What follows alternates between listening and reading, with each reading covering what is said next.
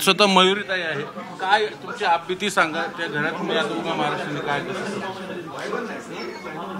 त्या घरामध्ये म्हणजे सुनांपेक्षा लेकीला जास्त महत्त्व दिलं जायचं. म्हणजे ज्या घरामध्ये लेक म्हणेल तसंच, कारण की ती 5 वर्षांनी मोठी आहे पिंकीताई, मग तिचं सगळ्यांनी ऐकायचं असं या प्रकारे होतं. मग त्या प्रकारे आम्ही पण ऐकत गेलो. मी पण वर्षभर सगळं सहन केलं. त्याच्यानंतर माझी लिमिट संपली सहन करायची. मग मी 1.5 वर्ष झालं मी त्या शेजारच्याच रूममध्ये वेगळं राहत होते. तुमच्यासोबत पण मारपीट केली जणू राजेंद्र?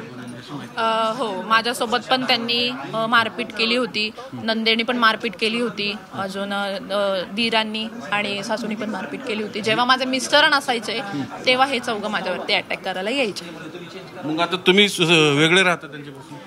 हो, मी तिथं शेजारी तुम्ही जर गेलात तर तिथं ती रूम आहे, त्याच्यामध्ये मी माझा संसार करत होते 1.5 वर्ष झालं. पण तुम्ही आणि तुमचे मिस्टर सोबत आहे? हो, पण त्या एवढं होऊन पण ते म्हणजे ते त्याच्यावर पण थांबले नाही की आमचा मुलगा आम्हाला पाहिजे, तू निघून जा, तू चालती हो आणि तू म्हणजे त्याला सोडून दे, आम्ही त्याचं खूप दुसरं मोठं लग्न लावू, चांगल्या घरातली पोरगी बघू. म्हणजे इव्हन राजकीय जे घराण्यातले आहेत त्यांची पण तिने म्हणजे नंदिनी माझ्या नावं घेतलेली आहे, ह्या पोरीसोबत आम्ही लग्न लावू, त्याचं आम्हाला आधी स्थळ आलं होतं, अजूनही ते लग्न करायला तयार आहेत, म्हणजे असं बोलायचे मला. ते किती वर्ष त्रास सुरू होता तुम्हाला? मी तो वर्षभरच सहन केला. नंतर तो माझ्याकडून सहन नाही झाला म्हणून मी त्यांच्यातून बाजूला पडले. बाजूला पडल्यावरती त्यांनी तर अजूनच त्रास दिला मग मला तिथे.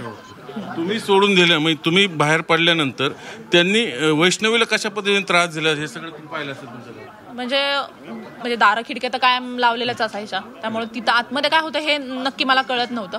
पण मला जे कामगार लोक आहेत ते मला सांगायचे की तिला त्रास दिला आहे, तिला सहन होत नाहीये वगैरे, ती रडतीये, ती माहेरी गेलीये किंवा आलीये, हे कळायचं थोडंफार. पण आपण तिचा नवराच म्हणजे आम्हाला उलटं बोलायचं की तुम्ही संसार बघा, तुझी बायको तू बघ, म्हणजे माझी बायको माझ्या धाकात आहे, तुझी बायको पण तू धाकात ठेव. म्हणजे तिचा नवरा असा होता. म्हणजे दोषी कोण, सासरे की नवरे की सासू का नणंद? सगळे 4 जण अख्खं घर? हो हो हो, म्हणजे अख्खं म्हणजे सासू सासऱ्यांनी जर सांगितलं असतं की तुम्ही लोकांच्या लेकीला एवढा त्रास देऊ नका, त्रास हे नसतं झालं ना, मग ते पण दोषी झालेच ना त्याच्यात. दोषी कोण आहे याला? राजकीय पक्षांनी पाठीशी घातल्या कुठं, मला असं वाटतं. तुम्ही बघितलं? माझ्या वेळेस तर घातलेलंच आहे. कोणी नाही, नाव तर नाही मला माहितीच नाही ना. मग वरतून दबाव आला होता पोलिसांना. तुम्ही ज्यावेळेस पोलीस केस करायला गेले तेव्हा दबाव आला होता? हो, आला होता. तुम्ही पोलीस केस केली की नाही? हो, केली होती. पुढं काय झालं? कारवाई नाही झाली. काहीच नाही.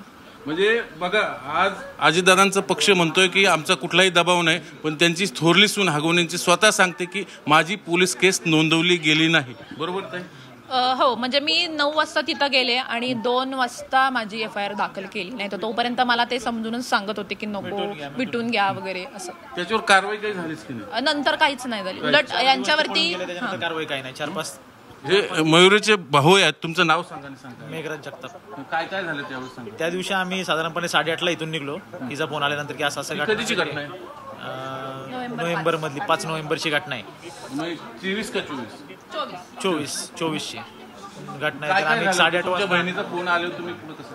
आम्ही घरी होतो. घरी आम्हाला फोन आल्यानंतर की तिने सांगितलं की असं मला मारलंय, हाणलंय वगैरे त्यांनी, आणि मला आता दरवाजे वगैरे बंद करून ठेवलेलं आहे त्यांनी, कोंडून वगैरे माझ्या घरातला पसारा वगैरे त्यांनी सगळं उद्ध्वस्त करून टाकलेलं आहे, माझं दागिने वगैरे गेलेले आहेत त्याच्यामधनं. तर त्याच्यानंतर आम्ही इथं निघालो 9:30 पर्यंत. आम्ही बहुतेक मला वाटते पौड पोलीस चौकीला आम्ही पोचल्यानंतर 9:30 तिथं गेल्यानंतर त्यांना आधी मेडिकलला घेतलं होतं. खोटे वगैरे काहीतरी आरोप टाकून त्यांनी पण चॅप्टर त्यांनी आधी गेलते, त्यांनी NC दाखल केली होती आमच्या विरुद्ध. आम्ही इकडे ही तिथे एकटी दाखल केली. त्याच्यानंतर मग पुढं गेल्यावर त्यांची आमची बाचाबाची झाली. तिथं बाचाबाची झाल्यानंतर मग आम्ही सगळे तिथं थांबलो. पण त्यांची त्या दिवस अख्खा पूर्ण 12 वाजून गेले. आम्ही 9:30ला तिथं आहे. तासाभर इकडे तिकडे आम्ही समजू शकतो, पण त्याच्यानंतर 12 वाजेपर्यंत त्यांनी आमची काय तक्रार दाखल केली नाही. त्याच्यानंतर दुसऱ्या दिवशी साधारणपणे दुसरा दिवस उगवला ना आता 12 नंतर 2-2:30 वाजता आमची तक्रार FIR दाखल करून घेतली की आम्ही कारवाई याच्यामध्ये काहीच नाही झाली. 4 दिवस त्याच्यानंतर ते घरी आल्यानंतर त्यांनी CCTV वगैरे, हे हलवणी परिवहनांनी CCTV वगैरे टाकले होते. नाही, 4-5 दिवस हे फरार होते. पूर्ण 4-5 दिवस फरार होते. त्याच्या उलट 4-5 दिवस फरार होऊन हे दोन एक का दुसऱ्या का तिसऱ्या दिवशी आले चौकीत आणि यांनी आमच्या विरुद्ध खोटा गुन्हा दाखल खोटं केला. दाखल म्हणजे आज जर त्यावेळेस तुमची तक्रार दाखल करून घेतली असती वैष्णव जीव वाचला असतं का? नक्कीच वाचला असता तिचा जीव, की यांनी जर आम्हाला म्हणजे मी जे सांगितलं आहे त्याच्यावरती त्यांनी दखल घेतली असती तर आज नक्कीच वैष्णवी. तुम्हाला मारहाण कोणी केली होती त्या काळात? त्या प्रकरणात चौघांनीही मारहाण केली होती मला. दीर, नणंद, सासू, सासरे. म्हणजे सासऱ्याने तर एवढा घाणेरडा प्रकार माझ्यासोबत केला होता की म्हणजे त्या इथे बोलूही शकत नाही मी.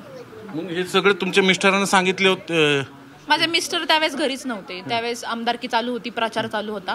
ते मांडेकर यांच्या प्रचारामध्ये होते त्यावेळेस. मग त्यावेळेस माझा जेव्हा फोन घेऊन शशांक हंगवडे पळला त्याच्यानंतर मी दुसऱ्याच्या फोनवरतून किंवा कामगार लोकांनी सांगितले की तुम्ही इथं पटकन या, बहिणींना खूप मारलेलं आहे त्यांनी. आता राष्ट्रवादी सांगते की आमचं याच्याशी काही संबंध नाही कुटुंबाशी. मला सांगा कोण कोण काय काय पदाधिकारी होतं या पक्षात, तुम्हाला माहित असेल? म्हणजे माझे याच्या नाही नाही नाही पदाधिकारी होते ना ते कुठल्या पक्षाचे? हा राष्ट्रवादीचे होते ना ते. कुठल्या काय पद काय होतं त्यांच्याकडे? शशांकडे? शशांकडे नव्हतं, माझ्या मिस्टरांकडे होतं. तालुका अध्यक्ष होते. तालुका अध्यक्ष आता आहे की नाही? हो आहेत ना, अजून राजीनामा नाही झाला म्हटल्यावरती आहेत. आहे का? मग जबाबदार कोण वाटतं तुम्हाला? जबाबदार नक्कीच म्हणजे माझ्या मिस्टरांचे घर. हा बोल ऐकू. नक्कीच माझ्या घरचे म्हणजे जे सासू सासरे नणंद दीर आहेत. पण घरातला कारभार कोण? सासरीच पाहिजे सगळं? नाही, नणंद आणि नणंद. मग मेन कल्प्रिट कोण वाटतं तुम्हाला या सगळं? वैष्णवीच्या मृत्यूला जबाबदार कोण ठरवलं? तुमच्या समोर पैसे मागितले गेले वैष्णवीला? नाही, माझ्या समोर नाही. गाडी कोणी?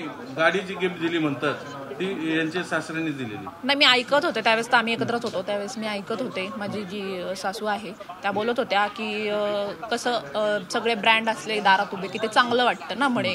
त्यावेळेस त्या झोपड्यावरती बसून हा शब्द बोललेला आहे, तो मी ऐकलेला आहे. त्यामुळे काय शब्द?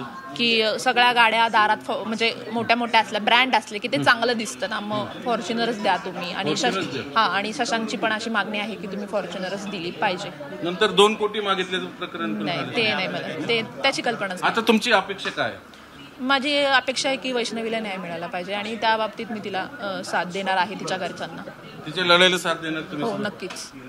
काय कारवाई होईल? कारण हे कुटुंब जर असं आहे, अशा पद्धतीने हुंड्याचा छळ होत असेल, म्हणजे कोण घेतलं होतं हुंडाबाई? नाही, तसं नाही. त्याच्या अगोदरच आमची मुलगी इकडे घेऊन आलो होतो, त्यामुळे आम्हाला पुढे झाला होता काही हुंड्यासाठी?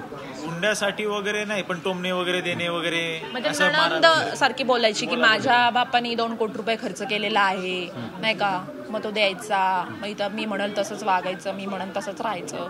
म्हणजे ते तिथंच राहायची का ती? हो, त्यांचं लग्न नाही झालेलं त्यामुळे त्या तिथंच राहायच्या. आता काय अपेक्षा आहे तुमची? काय नाही, वैष्णवीला न्याय मिळायलाच पाहिजे ना, ही अपेक्षा आहे. आता तुम्ही त्या घरात जाणार की नाही? नाही, मी त्या घरात जाणार नाही. म्हणजे ते त्यांचं मी 1.5 वर्ष झालं मी तोंड सुद्धा बघितलेलं नाही का, त्यांच्याशी भाषा सुद्धा मी केलेली नाही त्या लोकांची, चौघांशी, कोणाचीच. शेवट अजितदादा म्हणतात माझा काही संबंध नाही या सगळ्या प्रकरणाशी. तुमची दादांकडनं काय अपेक्षा आहे सगळ्याची?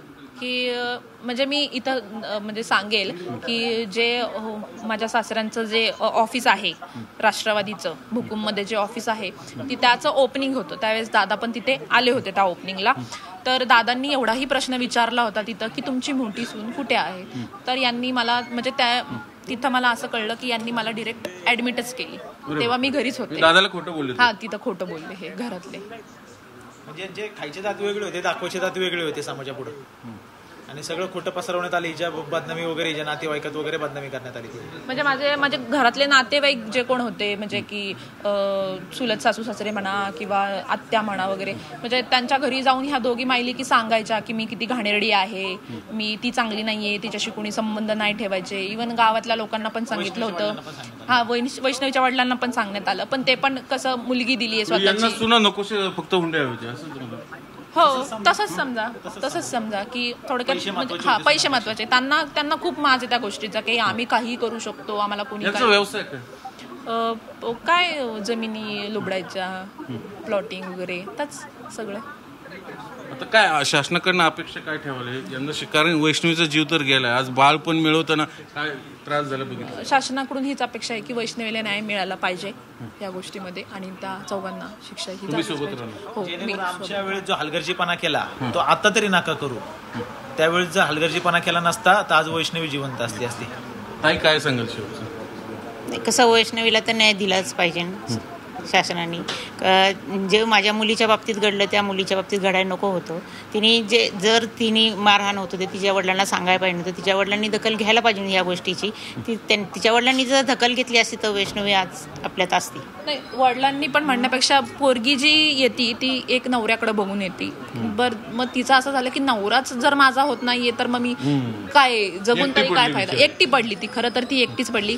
इव्हन तिने मला जरी सांगितलं असतं तर केसमध्ये तर तुमचे मिस्टर आहेत. हो आहे त्यांचा मला पाठिंबा आहे. इव्हन ते चौकीत पण त्यांच्या विरोधात होते. आई वडिलांना त्यांच्याशी भांडत होते की तुम्ही किती घाणेरडी लोक आहेत वगैरे सगळं. माझे मिस्टर तिथं जर CCTV काढता आला पोलीस स्टेशनचा तरी तुम्ही काढू शकता की इव्हन माझे मिस्टर त्यांना शिव्या घालत होते की तुम्ही किती घाणेरडी लोक आहेत म्हणून. म्हणजे आज खरे ऐकलं तर अक्षरशः अंगावर शहारे येतात. ही सून वाचली पण वैष्णवीचा जीव गेला म्हणून तिला न्याय मिळावा म्हणून आता हे कुटुंब समोर आले. ही थोरली सून आहे हगवणे कुटुंबियाची. यांनाही असाच त्रास झाला म्हणून ते आता स्वतंत्र राहतात आणि विशेष करून हगवणे कुटुंबातला थोरला मुलगा यांच्यासोबत आहे. हे सर्वात महत्त्वाची बाब आहे.